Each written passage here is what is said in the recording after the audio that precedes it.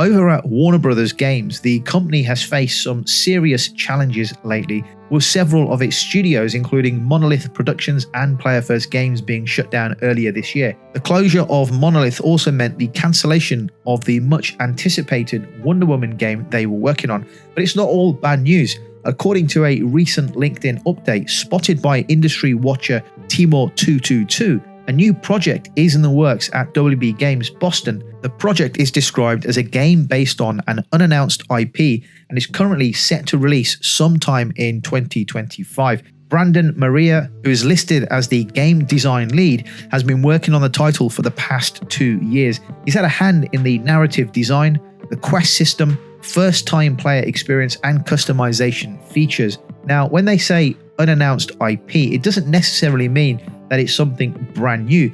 In fact, the wording suggests that it could be based on one of Warner Brothers' existing franchises. Given the company's recent shift in strategy, focusing on established brands instead of launching lots of new ones, it does make sense. In a recent statement to shareholders, Warner Brothers said it plans to focus on more games tied to proven franchises like Mortal Kombat, Hogwarts Legacy, Game of Thrones, and Batman. CEO David Zaslav echoed that message, saying the company wants to stop flooding the market with tons of new titles and instead double down on their strongest IPs. According to him, sticking to what works is the way forward for Warner Brothers Games. One interesting behind-the-scenes tidbit came from Laura Fryer, a former executive at WB Games. She recently talked about her time working with Monolith on games like Middle-earth: Shadow of Mordor. She mentioned that the now famous Nemesis system, which made enemies in the game unique and memorable, was developed because the team didn't want players to just finish the game and trade it in. They wanted people to stay engaged long term. So while we're losing game studios, WB Games seems to be doubling down on quality over quantity.